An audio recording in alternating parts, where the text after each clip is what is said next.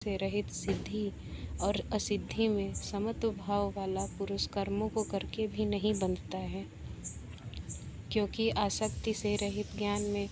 स्थित हुए चित्त वाले यज्ञ के लिए आचरण करते हुए मुक्त पुरुष के संपूर्ण कर्म नष्ट हो जाते हैं। उन यज्ञ के लिए आचरण करने वाले पुरुषों में से कोई तो इस भाव से यज्ञ करते हैं कि अर्पण अर्थात श्रुतवादी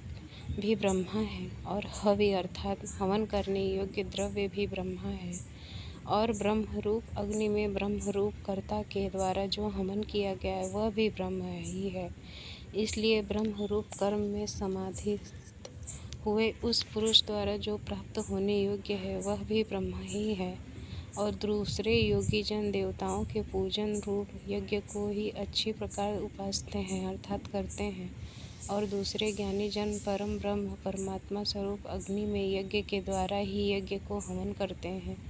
अन्य योगी जन श्रोत्रादि तथा इंद्रियों को संयम अर्थात स्वाधीनता रूप अग्नि में हवन करते हैं, अर्थात इंद्रियों को विषयों से रोककर अपने वश में कर लेते हैं। और दूसरे योगी लोग शब्दादि विषयों को इंद्रिय रूप अग्नि में हवन करते हैं, अर्थात राग द्वेष रहित इंद्रियों द्वारा विषयों को ग्रहण करते हुए भी भस्म रूप करते हैं। दूसरे योगी जन संपूर्ण इंद्रियों की चेष्टाओं को तथा प्राणों के व्यापार को ज्ञान से प्रकाशित हुई परमात्मा में स्थिति रूप योगाग्नि में हवन करते हैं। दूसरे कोई पुरुष ईश्वर अर्पण बुद्धि से लोक सेवा में द्रव्य लगाने वाले हैं, वैसे ही कई पुरुष स्वधर्म पालन रूप तप यज्ञ को करने वाले हैं और कई अष्टांग योग रूप यज्ञ को करने वाले हैं, और दूसरे अहिंसादि तीक्ष्ण व्रतों से युक्त यत्नशील पुरुष भगवान को नाम को जाप तथा भगवत प्राप्ति विषयक शस्त्रों का अध्ययन रूप ज्ञान यज्ञ के करने वाले हैं।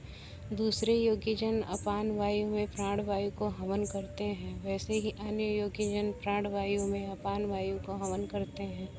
तथा अन्य योगी जन प्राण और अपान वायु की गति को रोककर प्राणायाम के परायण होते हैं।